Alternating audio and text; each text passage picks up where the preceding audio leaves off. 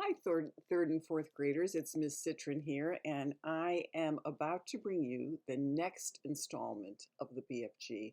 I hope you're enjoying the book. I've heard some nice things from a lot of you, and it's just what's more wonderful than a good story on a day you're stuck inside, or any day really. All right, so when we left off, Sophie had been kid snatched by the BFG. He reached into the room of her orphanage and took her away, and she doesn't know quite why he did that, and he's going to explain that to her, and he's taken her to giant country. And she has seen from a distance all of the man-eating giants, and he talked about where they go to eat people, but he doesn't do that. He is a big friendly giant. He is not a man-eating giant. So Sophie's learning more and more about her environment and where she is, and now we're on the chapter called The Marvelous Ears. And I love this picture because Sophie is sitting in the BFG's hand. It gives you an idea of really what a giant, how big he is. And they're talking. They're having this wonderful conversation. And you know that he makes a lot of mistakes with words and he confuses words. And we're going to learn more about that right now. Okay, The Marvelous Ears. Back in the cave, the big friendly giant sat Sophie down once again on the enormous table. Is you quite snugly there in your nightie? He asked. You isn't friggy cold. I'm fine, Sophie said. I cannot help thinking, said the BFG, about your poor mother and father. By now they must be jipping and scumping all over the house, shouting, hello, hello, where is Sophie gone? Well, I don't have a mother and father, Sophie said. They both died when I was a baby. Oh, you poor little scrumplet, cried the BFG. Is you not missing them very badly? Well, not really, Sophie said, because I never knew them. You is making me sad, the BFG said, rubbing his eyes. Oh, don't be sad, Sophie said. No one is going to be worrying too much about me. That place you took me from was the village orphanage. We are all orphans in there. You is an orphan? Yes. How many is there in there? 10 of us, Sophie said, all little girls. Was you happy there? The BFG asked. I hated it, Sophie said. The woman who ran it was called Mrs. Clonkers, and if she caught you breaking any of the rules, like getting out of bed at night or not folding up your clothes, you got punished. How is you getting punished? Well, she locked us up in the dark cellar for a day and a night without anything to eat or drink. Oh, the rotten old rot strapper, cried the BFG. It was horrid, Sophie said. We used to dread it. There were rats down there. We could hear them creeping about. The filthy old fizzwiggler, shouted the BFG. That is the horridest thing I is hearing for years. You is making me sadder than ever. And all at once, a huge tear that would have filled a bucket rolled down one of the BFG's cheeks and fell with a splash on the floor. It made quite a puddle. Sophie watched with astonishment. What a strange and moody creature this is, she thought. And one moment he is telling me my head is full of squashed flies, and the next moment his heart is melting for me because Mrs. Clonkers locks us all in the cellar. The thing that worries me, Sophie said, is having to stay in this dreadful place for the rest of my life. The orphanage was pretty awful, but I wouldn't have been there forever, would I? All is my fault, the BFG said. I is the one who kid-snatched you. Yet another enormous tear welled from his eye and splashed onto the floor. Now I come to think of it, I won't actually be here all that long, Sophie said. I is afraid you will, the BFG said. No, I won't, Sophie said. Those brutes out there are bound to catch me sooner or later and have me for tea. I is never letting that happen, the BFG said. And for a few moments the cave was silent. Then Sophie asked, May I ask you a question? The BFG wiped the tears from his eyes with the back of his hand and gave Sophie a long, thoughtful stare. Shoot away, he said. Would you please tell me what you were doing in our village last night? Why you were poking that long trumpet thing into the Gucci children's bedroom and then blowing through it? Aha! Cried the BFG, sitting up suddenly in his chair. Now we is getting nosier than a Parker. And the suitcase you were carrying, Sophie said. What on earth was that all about? The BFG stared suspiciously at the small girl. sitting cross-legged on the table. You is asking me to tell you whopsy big secrets, he said, secrets that nobody is ever hearing before. Oh, I won't tell a soul, Sophie said. I swear it. How could I anyway? I am stuck here for the rest of my life. You could be telling the other giants. No, I couldn't, Sophie said. You told me that they would eat me up the moment they saw me. Well, and so they would, said the BFG. You is a human being, and human beings is like straw bunkles and cream to those giants. If they are going to eat me the moment they see me, then I wouldn't have time to tell them anything, would I? Sophie said. You wouldn't, said the BFG. Then why did you say I might? Because I is brimful of buzzburgers, said the BFG, and if you listen to everything I is saying, you will be getting earache. Please tell me what you are doing in our village, Sophie said. I promise you can trust me. Would you teach me how to make an elephant? The BFG asked. What do you mean? Sophie said. Oh, I would dearly love to have an elephant to ride on, the BFG said dreamily. I would so much love to have a jumbly big elephant and go riding through green forests, picking peachy fruits off the trees all day long. This is a sizzling hot muck-frumping country we is living in. Nothing grows in it except snozcumbers. I would love to go somewhere else and pick peachy fruits in the early morning from the back of an elephant. Sophie was quite moved by this curious statement. Perhaps one day we will get you an elephant, she said, and peachy fruits as well. Now, tell me what you were doing in our village. If you is really wanting to know what I'm doing in your village, the BFG said, I is blowing a dream into the bedroom of those children. Blowing a dream, Sophie said. What do you mean? Well, I is a dream-blowing giant, the BFG said, and when all the other giants is galloping off every what way and which to swallow human beings, I is scuttling away to other places to blow dreams into the bedrooms of sleeping children. Nice dreams, lovely golden dreams, dreams that is giving the dreamers a happy time. Now hang on a minute, Sophie said. Where do you get those dreams? Oh, I collects them, the BFG said, waving an arm toward all the rows and rows and rows of bottles on the shelves. I has billions of them. You cannot collect a dream, Sophie said. A dream isn't something you can catch hold of.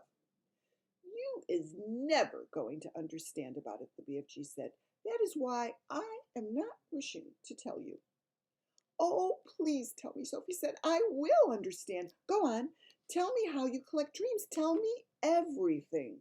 And the BFG settled himself comfortably in his chair and crossed his legs.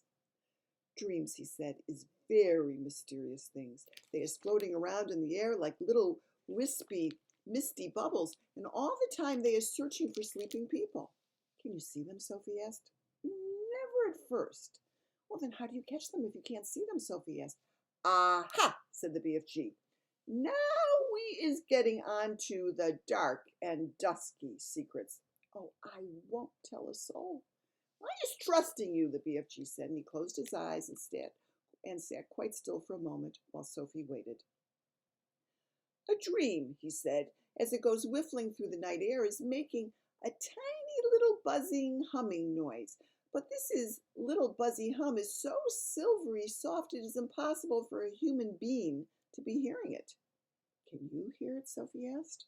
The BFG pointed up to his enormous truck wheel ears, which he now began to move in and out, and he performed this exercise proudly with a little smile on his face.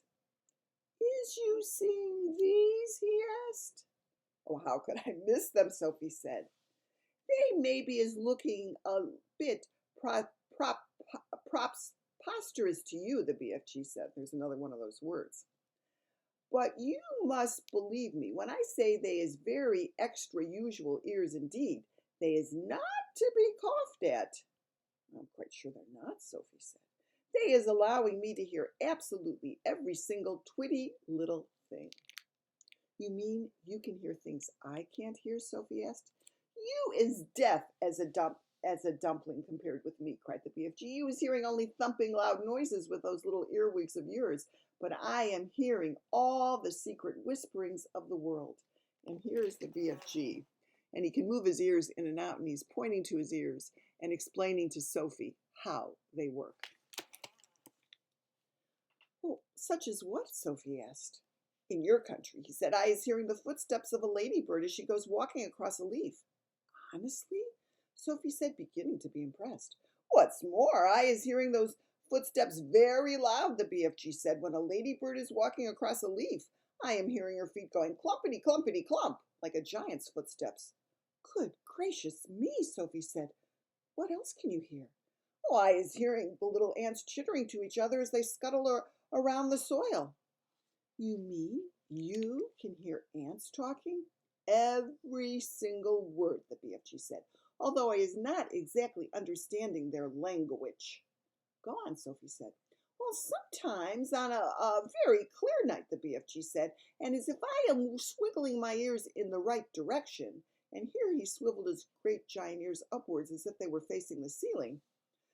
If I is swiggling them like this and the night is very clear, I is sometimes hearing faraway music coming from the stars in the sky.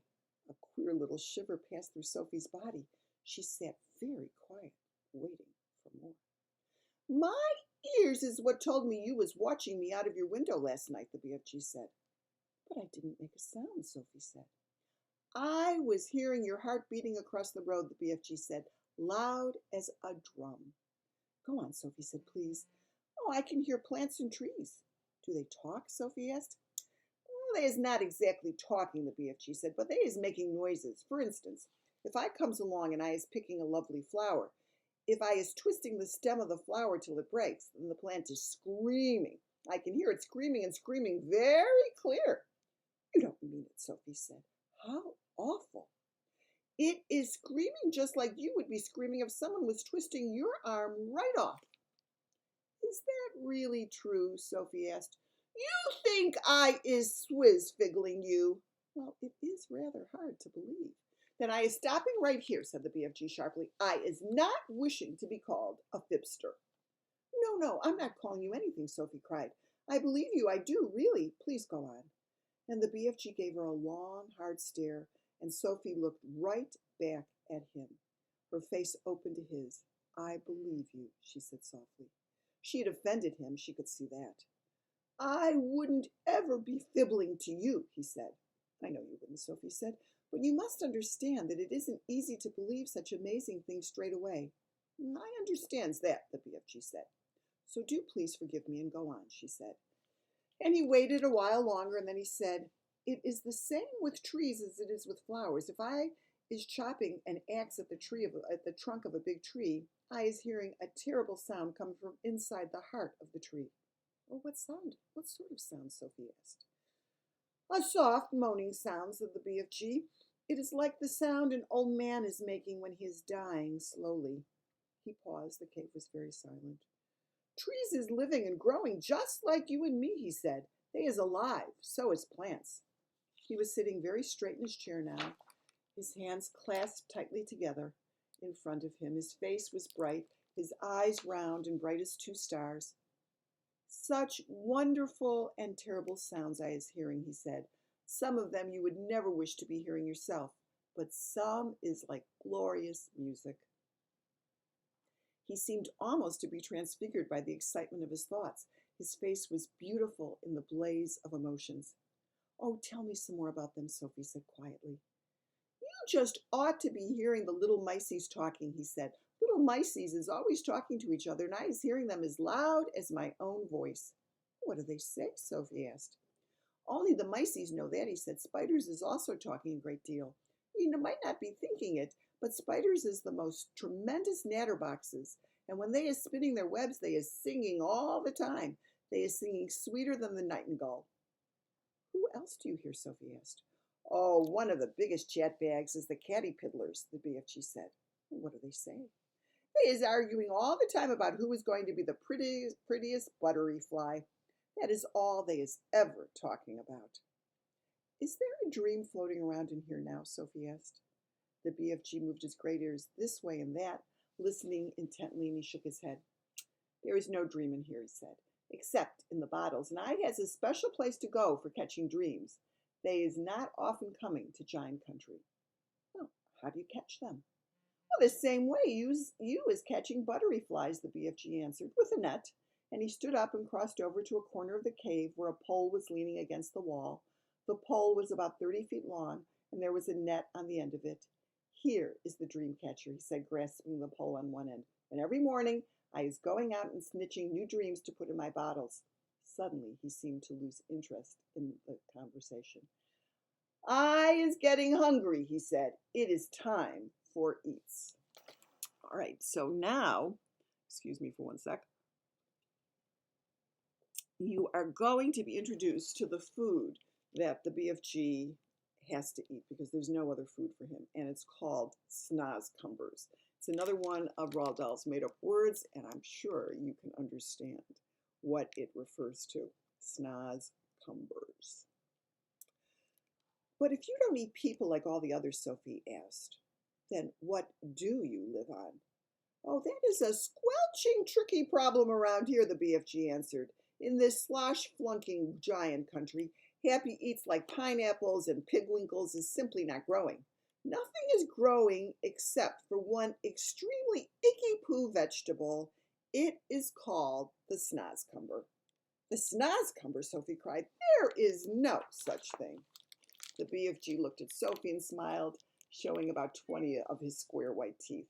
Yesterday, he said, we was not believing in giants, was we? Today, we is not believing in snozcumbers, just because we happen not to have actually seen something with our own two little winkles. We think it is not existing? What about, for instance, the great squizzly scotchhopper? I beg your pardon, Sophie said. And the humplecrimp? Oh, what's that, Sophie said. And the raps rascal? The what, Sophie said. And the crumbscottle? Are they animals, Sophie asked. They is common animals, said the BFG contemptuously. I is not a very know-it-all giant myself, but it seems to me that you is an absolutely know-nothing human being. Your brain is full of rotten wool. You mean cotton wool, Sophie said. What I means and what I says is two different things, the BFG announced rather grandly. I will now show you a snozcumber. The BFG flung open a massive cupboard and took out the weirdest looking thing Sophie had ever seen. It was about half as long again as an ordinary man, but much, much thicker. It was as thick around its girth as a perambulator, and that's a British word for a big baby buggy. It was black with white stripes along its length, and it was covered all over with coarse knobbles. Here is the repulsant snozcumber, cried the BFG, waving it about. I squoggle it. I despise it. I desponge it. But because I is refusing to gobble up human beings like the other giants, I must spend my life guzzling up icky-poo snozcumbers instead. And if I don't, I will be nothing but skin and groans. You mean skin and bones, Sophie said. And here is a picture of the BFG holding up the snozcumber to show Sophie. I know it is bones, the BFG said, but please understand that I cannot be helping it if I sometimes is saying things a little squiggly. I is trying my very best all the time. The big friendly giant looked suddenly so forlorn that Sophie got quite upset. I'm sorry, she said. I didn't mean to be rude. There is never any schools to teach me talking in giant country, the BFG said sadly. But couldn't your mother have taught you, Sophie asked. My mother? Cried the BFG. Giants don't have mothers. Surely you is knowing that. I did not know that, Sophie said. Who ever heard of a woman giant? Shouted the BFG, waving the snozcumber around his head like a lasso. There never was a woman giant, and there never will be one. Giants is always men. Sophie felt herself getting a little muddled. In that case, she asked, how were you born? Giants isn't born, the BFG answered. Giants appears, and that's all there is to it. They simply appears the same way as the sun and the stars. And when did you appear? Sophie asked. Now, how on earth could I be knowing a thing like that? Said the BFG. It was so long ago I couldn't count. You mean you don't even know how old you are? No giant is knowing that, the BFG said. All I is knowing about myself is that I is very old, very, very old and crumply, perhaps as old as the earth. What happens when a giant dies? Sophie asked. Giants is never dying, the BFG answered. Sometimes and quite suddenly a giant is disappearing and nobody is ever knowing where he goes. but mostly us giants is simply going on and on like whiffsy time twiddlers. The BFG was still holding the awesome snozcumber in his right hand, and now he put one end into his mouth and broke off a huge hunk of it, and he started crunching it up, and the noise he made was like the crunching of lumps of ice. Oh, it's filthy, he sputtered, speaking with his mouth full and spraying large pieces of snozcumber like bullets in Sophie's direction. Sophie hopped around on the tabletop, ducking out of the way. It's disgusterous, the BFG gurgled. It's sickable. It's rotsome. It's maggot-wise. Try it yourself, this falsome snozcumber. Oh, no, thank you, said Sophie, backing away. It's all you was going to be guzzling around here from now on, so you might as well get used to it, said the BFG. Go on, you snipsy little winkle, have a go. And Sophie took a small nibble. Ugh, she spluttered. Oh, no. Oh, gosh. Oh, help.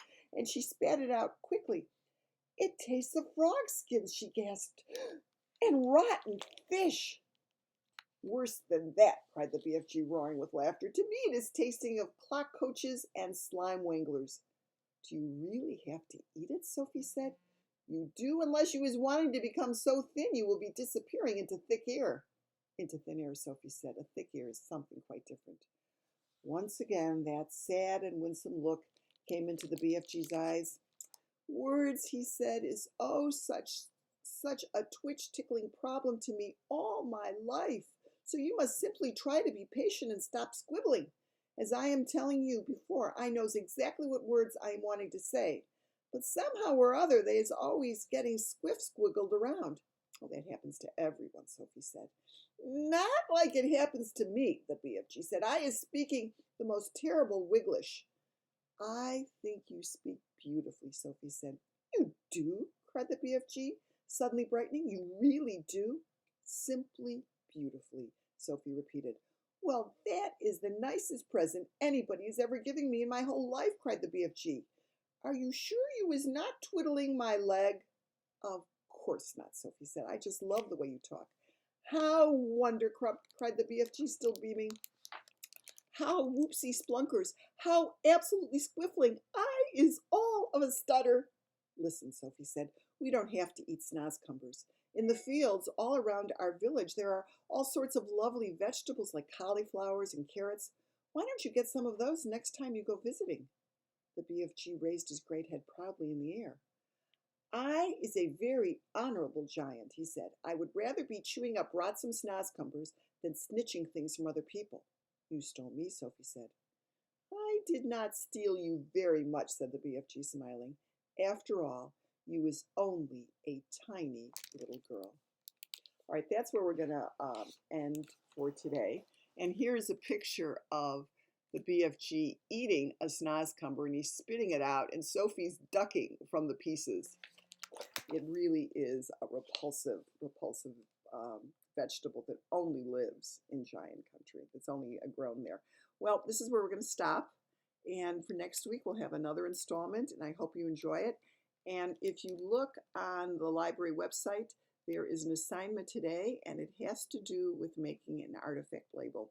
And I give you 2 examples, and I'd like to see what you come up with. Bye-bye for now.